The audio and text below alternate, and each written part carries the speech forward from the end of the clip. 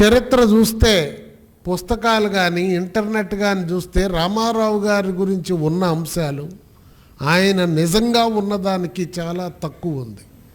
మనం ఏదైనా చెయ్యాలి. పూర్వం రామాయణ మహాభారతాలు రాయబట్టి కదా ఇప్పుడు మనందరం చదువుకుంటుంది, భావితరాలు అధ్యయనం ఉపయోగపడుతుంది. అలా అన్నగారి చరిత్ర కూడా రాయాలా అని ఆలోచించి నా మిత్రుడు చిరకాలం తెలుగుదేశం పార్టీకి పనిచేసినటువంటి పోలా విక్రమ్ గారు మీరు ముందుంటే నేను అనుకుంటా రాస్తానని చెప్పాడు. వారు చెప్పిన తర్వాత పొలిటికల్ వ్యవహారాలన్నీ వారు రాశారు. శాసనసభ ప్రసంగాలు, చారిత్రక ప్రసంగాలు వారు రాశాక ఇది చాలదు, ఒక సావనీర్, ఒక ప్రత్యేక సంచిక తీసుకురావాలి. పివి నరసింహరావు గారికి తీసుకొచ్చారు 100 సంవత్సరాలు అయిన సందర్భంగా. అలా మన అన్నగారికి ఎందుకు ఉండకూడదు అని ఆలోచించి ఆ సంచిక తీసుకురావటం కోసం ప్రయత్నం చేసినప్పుడు అందులో రాజకీయం, సినిమా రంగం రెండు కలిసి ఉండాల్సినటువంటి అవసరం ఉంది. కుటుంబ నేపథ్యం కూడా ఉండాలి. అందుకోసమే భగీరథ గారిని సినిమా విభాగం అంతా వారు చూశారు, రాజకీయ విభాగం వీరు చూశారు. వారిద్దరి కలయికతో చేసిందే శకపురుషుడు. ఒక చరిత్రాత్మకమైనటువంటి గ్రంథాలను రాసిన తృప్తి మాకుంది. ఈ గ్రంథాలు రాయటం కోసం ప్రయత్నం చేస్తుంటే 30 ఏళ్ళు అయింది కదా. చాలా వరకు ఆ కాలం మనుషులకి దాని విలువ తెలుసు కనుక భద్రపరిచారు. సమాచారం సేకరించడం చాలా కష్టమవుతుంది. అప్పుడు ఉన్నంత వరకు, ఇప్పటి వరకు ఉన్నది మాకు కలెక్ట్ చేయగలిగినంత చేశాం. ఇంకా మీ దగ్గర ఊరి దగ్గరైనా ఉన్నట్లయితే దయచేసి మాకు పంపండి. ఇప్పుడే లత గారు బ్రహ్మాండమైనటువంటి ఫోటోలు చూపించారు, రేర్ ఫొటోస్. వారికి చెప్పాను, అమ్మా నాకు పంపించు, భావి తరాలకు గుర్తుండే విధంగా భద్రపరుద్దాం. మనం పోతే ఇంకెవరు భద్రపరచరు కనుక ఇది భావి తరాలకు అవసరమని. ఆ సందర్భంగా లైబ్రరీలన్నీ తిరిగాడు. ఇప్పుడే విక్రమ్ చెప్పాడుగా, విజయవాడ, మద్రాస్ అన్నీ తిరిగాం. తిరిగితే చివరికి వేటపాలెంలో ఉన్నాయండి, గాంధీ గారి కాలంలో ఎస్టాబ్లిష్ అయింది ఆయన సందర్శించిన లైబ్రరీ అంటే. అప్పుడు వేటపాలెంకి దారి తెలుసుకుంటే Bapatla engineering college vice chairman Rammohan garu, ఆయనకి తెలుసు, వాళ్ళతో పరిచయం ఉందంటే వారి సేవలు తీసుకున్నాం. ఆయన మొత్తం ఎక్స్రే తీసేసిండు. ఎన్టీ రామారావు గారు పార్టీ పెట్టినప్పటి నుంచి చివరిదాకా ఈనాడు జ్యోతి పేపర్లన్నీ ఎక్స్రే తీసి మాకు పంపించిండు. అంత మహోన్నతమైనటువంటి సేవ చేసిండు ఆయన. ఆ తర్వాత ఆ పుస్తకాలన్నీ ముద్రించిన తర్వాత వాటి డిస్ట్రిబ్యూషన్ కూడా వారే చూస్తున్నారు. అలా ఇంకొక వ్యక్తి అన్నగారు అభిమాని శ్రీపతి రాజేశ్వర్ గారు మీ అందరికీ తెలిసి ఉంటుంది, మాజీ మంత్రి గారు, వారి అబ్బాయి. ఇప్పుడు అఖిల భారత ఎన్టీఆర్ అభిమానుల అధ్యక్షుడు శ్రీపతి సతీష్. ఆయన అభిమానులందరినీ క్రోడీకరించి వారందరితో సమావేశం జరిపి హైదరాబాద్లో వారి దగ్గర నుంచి కూడా అనుభవాలు తీసుకున్నాం. వారందరూ ఏం చెప్పారు, ఎన్టీ రామారావు గారు అభిమానిని కన్నబిడ్డ కంటే మిన్నగా చూసుకునేవాడండి. అభిమానులు పెళ్లి చేసుకుండా పీటల మీద కూర్చుంటే ఆయన స్వయంగా పోయి పెళ్లి చేసి వచ్చినటువంటి సందర్భాలు ఉన్నాయి.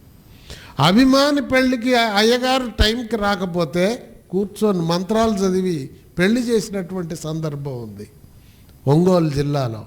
అలాంటి ప్రేమ చూయించేవాడు. మానవాళ్ళన్నా, పేదలన్నా, అభిమానులన్నా ఎనలేని ప్రేమ అన్నగారికి. అట్లా వారిని.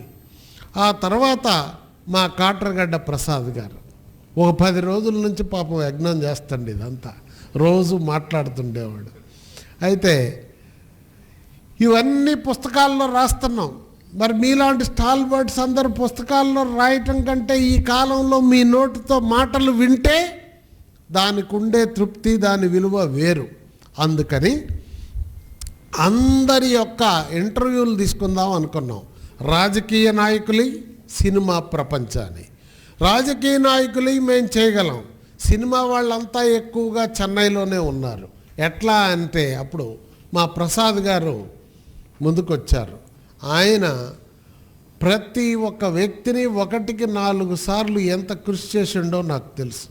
నిరంతరం ఇక్కడ బెంగళూరు, హైదరాబాదు వారికి సహకారంగా మా హైదరాబాద్లో ఉన్న ఆర్టిస్టులందరినీ భగీరథ గారు వారికి ఒక స్పెషల్ ఫోటోగ్రాఫర్ని, వీడియోగ్రాఫర్ని పంపించి అవన్నీ వీడియో చేసి ఒక 60 పైన వ్యక్తులందరి దగ్గర నుంచి అభిప్రాయాలు తీసుకున్నాం. 87 ఇప్పుడు లేటెస్ట్. ఇది నిరంతరం జరుగుతూనే ఉంది. ఇది 100 ఇంకా పైన ఎంతమంది ఆయన గురించి చెప్పినా, ఎందుకంటే చరిత్రలో ఉండాలని దానికి ఒక యూట్యూబ్ ఛానల్ క్రియేట్ చేశాం, ఒక వెబ్సైట్ క్రియేట్ చేశాం. వెబ్సైట్ ఒక ఎన్ఆర్ఐ అశ్విన్ గారు ఆయన అక్కడుండి దాన్ని సూపర్వైజ్ చేసి నిర్మాణం చేయించడం జరిగింది. ఇంకా మా కమిటీలో ఉన్నారు చాలామంది, వారు రాలేకపోయారు పని కారణాంతరాల వలన. కనుక రావుల్ చంద్రశేఖర్ రెడ్డి గారిని, షరీఫ్ గారిని, అట్లా తెలుగు1.com రవిశంకర్ గారిని పెట్టుకున్నాం. అలానే ఈ చిన్న పుస్తకం రాయటంలో నాతో పాటు రఘు అని గుడివాడలో సినిమా భాగం అంతా రఘు రాశాడు, అందులో పొలిటికల్ భాగం నేను రాశాను దానిలో. ఆ విధంగా మరి మేమంతా పనిచేయటం జరిగింది. కనుక ఏదేమైనా దీన్ని ఒక సభలో ఇట్లా మీలాగానే ఒక హాల్లో పెట్టి పుస్తకాలు రిలీజ్ చేద్దాం అనుకున్నాం. జనరల్గా పుస్తకాలు రిలీజ్ అంతే ఉంటుంది కదా, కానీ అన్నగారి పుస్తకం రిలీజ్ అనే వరకే బాగా ఆదరణ వచ్చింది. గ్రౌండ్లో పెట్టాల్సి వచ్చింది. గ్రౌండ్లో పెడితే కిక్కిరిసిపోయి 35,000 మంది జనం వచ్చారు విజయవాడలో, ఆ రజనీకాంత్ గారు మాట్లాడిన సభ. ఆ తర్వాత మరి సినిమా వాళ్ళు ప్లస్ ప్రజలు, కుటుంబం అభిమానులు కలిస్తే అన్నగారు. అందువలన కుటుంబ సభ్యులందరినీ కూడా మనం కలిపి చేయాలనుకుంటే బాబు గారిని అడిగాను. అడిగితే బాలయ్య గారిని అడగమన్నాడు.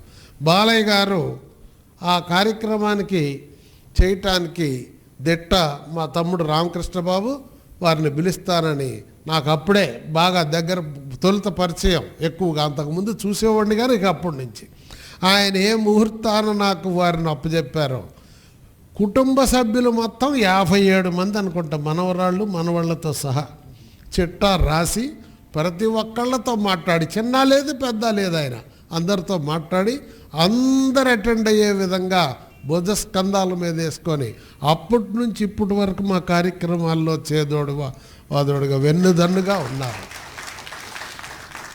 అలా కుటుంబం, సినిమా, రాజకీయం, పార్టీలు అన్నిటినీ కలిపి ఇందాక మీరు చూశారు కదా, దానిలో అన్నగారు ఆ కాలంలో బీజేపీ కమ్యూనిస్టు పార్టీలు రెండింటినీ ఒక వేదిక మీద కూర్చోబెట్టాడు, మాట్లాడించాడు. ఇప్పుడు ఎక్కడన్నా చూస్తున్నారా మీరు చరిత్రలో? మళ్ళా మొన్న అన్నగారి 100వ జయంతికి వచ్చారు. సిపిఐ, సిపిఎం, బండారు దత్తాత్రేయ గారిని చూశారు కదా, అన్నగారు పేరు చెప్తే మేము వస్తామని చెప్పారు. ఆ విధంగా మహోన్నతమైనటువంటి సభ, 50,000 మంది వచ్చారు. కిక్కిరిసిపోయి కూకట్పల్లంతా స్తంభించిపోయింది. ఎక్కడ 100 సంవత్సరాలు, 27 ఏళ్ళు అయిపోయింది. పేరు చెప్పి మైక్ పెడితే ఇంతమంది జనం వచ్చారంటే అది అన్నగారికి ఉన్నటువంటి ఆదరణ. అయితే ఎందుకు ఇంత ఆదరణ ఇక్కడే ఉంది.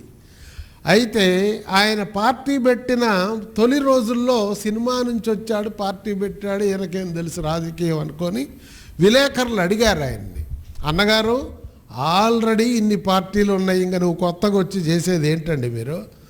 కమ్యూనిజం ఉంది, క్యాపిటలిజం ఉంది, సోషలిజం ఉంది, ఇంకా ఏం చెప్తారు మీరు కొత్తగా అన్నారు. వాళ్ళు అనుకున్నారు చాలా క్లిష్టమైన ప్రశ్న వేసాం, రామారావు గారు ఏం చెప్తారు అబ్బా అని.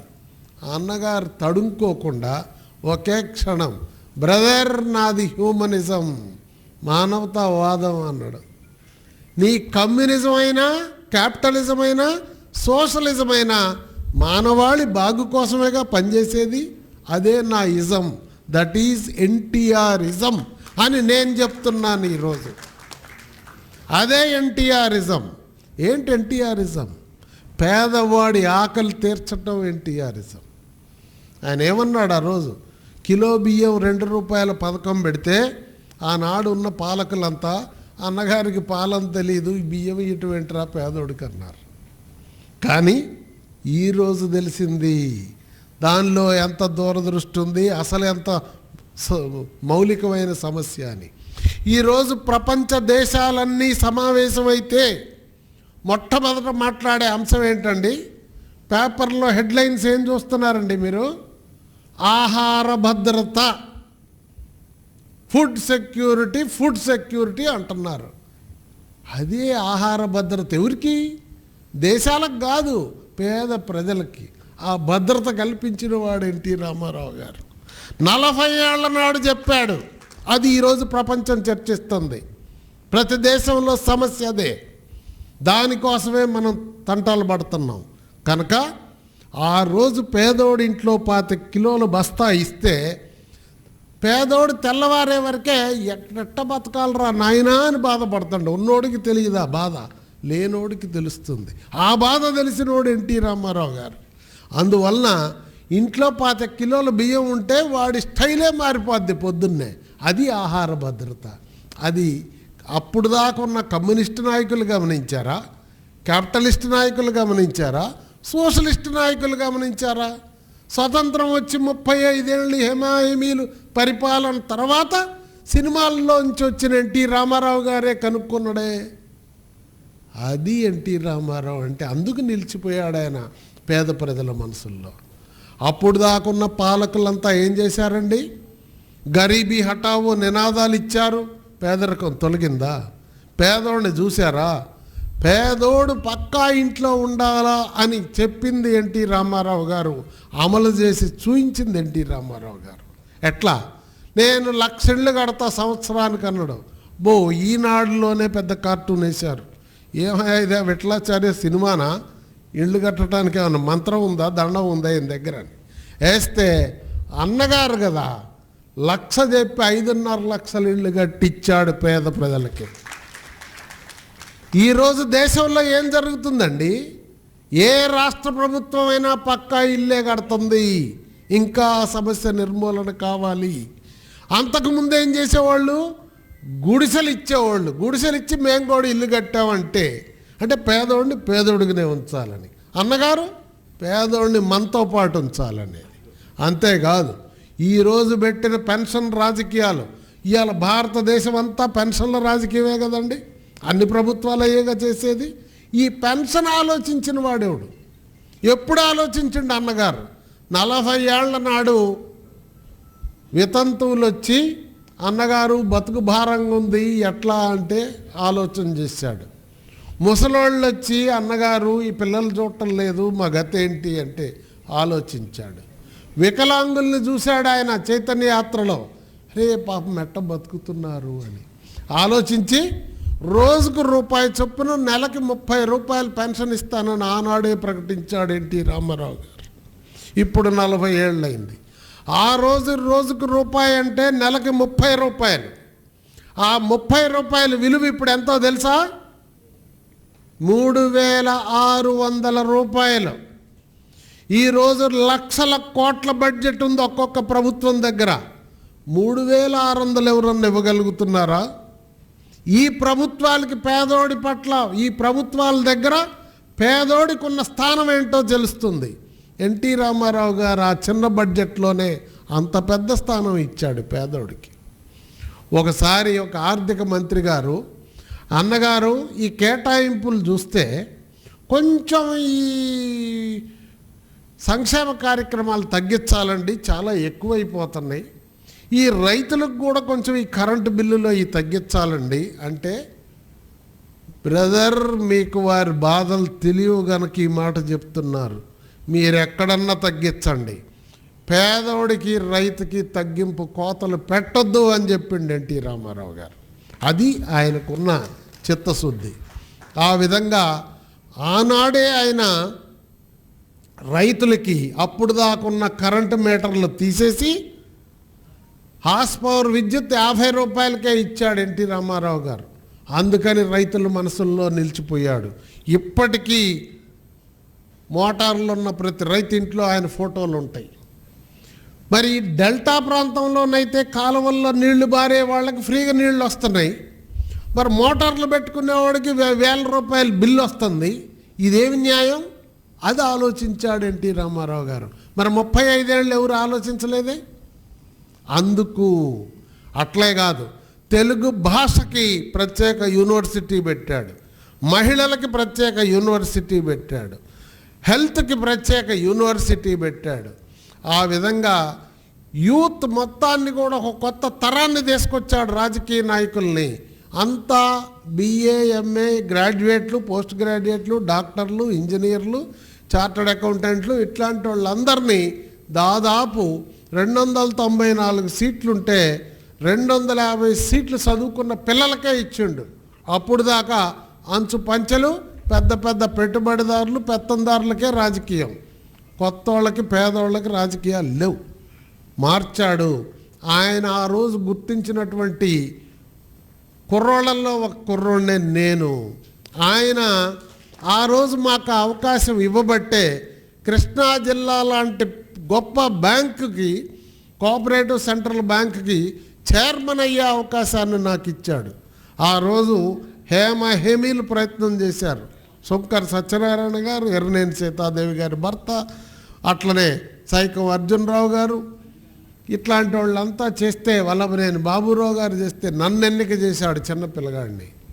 కనుక ఆ రుణం తీర్చుకోవటం కోసమే నేను అన్నగారి కోసం ఈ పని చేస్తూ ఉన్నాను. పార్టీ మనకేమిచ్చిందని కాదు ఆలోచించాల్సింది, మనం పార్టీకి ఏం చేస్తున్నాం. పార్టీ వల్లేగా ఇంతగా ఈ స్థానంలో ఇక్కడ నేను కూర్చున్నానంటే నా ఎత్తు పొడుగు చూసి మీరందరూ వింటున్నారా? మనం చేసే పనులు చెప్తాయి. అందువలన పదవి వలన వన్నె వచ్చే రాజకీయ నాయకులు కొంతమంది అయితే, ఆ వ్యక్తుల వలన పదవులకు వన్నొచ్చే రాజకీయ నాయకులు కొంతమంది ఉంటారు. ఈ రెండవ తరం నాయకులే నిజమైన నాయకులు. ఆ విధంగా ఆలోచించాలి మనం. అట్లనే మరి అన్నగారు మహిళలకు ఆస్తిలో సగభాగం ఇచ్చాడు. ఎప్పుడు? 40 ఏళ్ల నాడు. సమాజంలో సగభాగం ఉన్నటువంటి వారు మహిళలు. మహిళలకి సాక్షాత్తు ఈ దేశాన్ని 19 ఏళ్ళు ఒక మహిళా ప్రధానమంత్రి వెళ్తే ఆమెకి గుర్తురాల. కానీ భారత ప్రభుత్వం ఎప్పుడు ఇచ్చింది? గత సంవత్సరం ఇచ్చింది మహిళలకు ఆస్తిలో సగభాగం. ఎన్టీ రామారావు గారు 40 ఏళ్ల నాడే ముందు చూపుతో మహిళలకి ఆస్తిలో సగం వాటా ఇచ్చాడు. ఇవ్వటమే కాదు సుమా, అమలు చేసి చూయించాడు. ఏమండి, ఈ రోజుకి మీ ఇళ్లలో మీరు అబ్బాయిలకి అమ్మాయిలకి సమానంగా ఆస్తులు ఎంతమంది ఇస్తున్నాం? లేదు. 40 ఏళ్ల నాడు ఎంతమంది ఇచ్చుంటారు? ఆయన చట్టం చేయటమే కాకుండా నేను మొన్న కుటుంబ సభ్యులందరినీ ఇన్వైట్ చేయటానికి అన్నగారి పిల్లలందరూ ఇళ్ళకి వెళ్ళాను. మీకు హైదరాబాద్ వస్తే ఆ మెహదీపట్నంలో 5 ఇళ్ళు ఉంటాయి ఆ కొండ మీద. ఇది అన్నగారి పిల్లల ఇళ్ళు అని అప్పుడు టూరిజంకి వస్తే హైదరాబాద్ చార్మినార్, మ్యూజియం ఇవన్నీ చూశాక ఇక్కడికి కూడా వచ్చి చూసేవాళ్ళం. నేను 10th చదివాక అట్ట చూసా. మొన్న వాళ్ళ ఇంటికి పోయి కూర్చుంటే వారి కోడలు చెప్పింది, అన్నగారు ఈ ఇండ్లన్నీ కూడా ఎవరి పేరుతో పెట్టారో తెలుసా? పిల్లల పేరుతో పెట్టలా, కోడళ్ళ పేరుతో పెట్టాడు ఆ కాలంలోనే. ఎందుకు? మీరు మా ఇంటికి వచ్చారు, మా పిల్లలు మిమ్మల్ని సరిగా చూసినా చూడకపోయినా మీ భద్రత కోసం మీకు పెడుతున్నానమ్మా అని కోట్ల రూపాయలు విలువ చేసే ఇండ్లు వారికి పెట్టాడు. అది అన్నగారు. అన్నగారు ఒకసారి ప్రజలకు అంకితం అయిన తర్వాత రాజకీయాల్లో రామకృష్ణ బాబు గారిది, బాలయ్య బాబు గారిది పెళ్లి జరిగింది తిరుమలలో. జరిగితే ఎల్లుంటాడా రామారావు గారు? వెళ్ళలా. మనం ఎవరన్నా ఉంటామా? ఓ పూట సెలవు పెట్టి పోయి వస్తాం, ఎంత పెద్ద పని అయినా. కానీ బాబు, మనం ప్రజలకు అంకితం అయిపోయాం, మేము రాలేం, మీరు పెళ్లి చేసుకొని రండి అని చెప్పాడట ఫోన్లో. అంటే ఏం వార్త, ఏం మాట ఇది! ఆ కట్టుబాటును ఏమని చెప్పాలి? ఆ విధంగా ప్రజలకు అంకితమైనటువంటి మనిషి కనుకనే రామారావు గారిని ఇప్పటి వరకు అంత ప్రజలు గుర్తుంచుకున్నారు. గుండెల్లో కొలువై ఉన్నాడు, మనసు నిండా గూడు కట్టుకొని ఉన్నాడు ఎన్టీ రామారావు గారు. అందుకే మనందరం తలుచుకుంటున్నాం. అయితే ఆ మహానుభావుడికి ఇప్పుడు మనం చేసింది చాలదు, ఎంత చేసినా తక్కువే, ఎంత చెప్పినా తనివి తీరదు. అయితే చరిత్రలో మనందరం తిరుమలలో వెంకటేశ్వర స్వామి గారి శిల్పం ఉండబట్టి కదా మనం ఇప్పుడు దాకా పోయి దర్శనాలు చేసుకుంటూ ఉన్నాం. చరిత్ర సంవత్సరాలు, వందల సంవత్సరాలకు ఉంది. అట్లే తెలుగు జాతి ఉన్నంత వరకు, తెలుగు భాష ఉన్నంత వరకు, సూర్య చంద్రులు ఉన్నంత వరకు ఎన్టీ రామారావు గారిని గుర్తుంచుకోవాలి. మన భావితరాలకు ఆయన ఔన్నత్యం తెలియాలి అంటే ఆయనది 100 అడుగుల విగ్రహాన్ని 100 సంవత్సరాల సందర్భంగా హైదరాబాద్ మహానగరంలో నెలకొల్పాలని మా కమిటీ నిర్ణయం తీసుకుంది. దీనికి మొత్తం ఎన్టీఆర్ కుటుంబం, బాబు గారి యొక్క ఆశీస్సులు కూడా లభించాయి. ఎందుకంటే తెలుగు జాతి చరిత్రలో మీరు చూస్తారు, ఇప్పుడు కాలమానం కొలిసేటప్పుడు క్రీస్తు శకం ఫలానా సంవత్సరం అంటాం, క్రీస్తు పూర్వం, క్రీస్తు శకం రెండు ఎట్లయితే అంటామో తెలుగు జాతి చరిత్రలో కూడా ఎన్టీఆర్ ముందు, ఎన్టీఆర్ తర్వాత అని చరిత్ర మాట్లాడుకోవాల్సినటువంటి అవసరం ఉంది. పరిపాలనలో కూడా ఎన్టీ రామారావు గారి ప్రభుత్వం ముందు తర్వాత స్పష్టమైన తేడా ఉంది, మాట్లాడుకోవాల్సిన అవసరం ఉంది. దీనికి ఒక్క మాట చెప్తా. ఎన్టీ రామారావు గారు ముందు ఎవరన్నా ప్రజల దగ్గరికి ప్రభుత్వం పోవాలని చెప్పారండి? అధికారులు వెళ్ళారండి ప్రజల దగ్గరికి? ప్రజలు కట్టిన పన్నులు జీతాలు తీసుకోవటం, ఆఫీసులో కూర్చొని పెత్తనాలు చేస్తారు మన మీద. రామారావు గారు ఏం చెప్పిండు? ప్రజల దగ్గరికి వెళ్ళి పని చేయమని చెప్పిండు. రాజకీయ నాయకులందరినీ ప్రజల దగ్గరకు పంపించాడు ఎన్టీ రామారావు గారు. అందుకే ఆయన పాలనకు ముందు వెనక మనం ఆలోచించాలి. రాజకీయాలు కూడా రామారావు గారి ముందు, రామారావు గారి తర్వాత చెప్పుకోవాల్సినంత స్పష్టమైన తేడా ఉంది. అప్పుడు దాకా అంచు పంచెలోళ్ళకి, పెట్టుబడిదారులకి, సంపన్నులకే సొంతమైన రాజకీయాన్ని పేద ప్రజలకి, మహిళలకి, యువకులకి అందరికి కూడా భాగస్వామ్యం కల్పించాడు రామారావు గారు.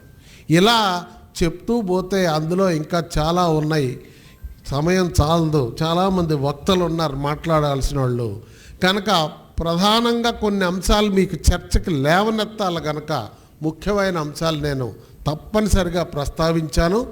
ఏది ఏమైనా రామారావు గారిని భావితరాలు గుర్తుంచుకునే విధంగా మేము చేసేటటువంటి కార్యక్రమంలో మీరందరూ కూడా భాగస్వాములు కావాలని చేతులెత్తి నమస్కరించి విజ్ఞప్తి చేస్తున్నా.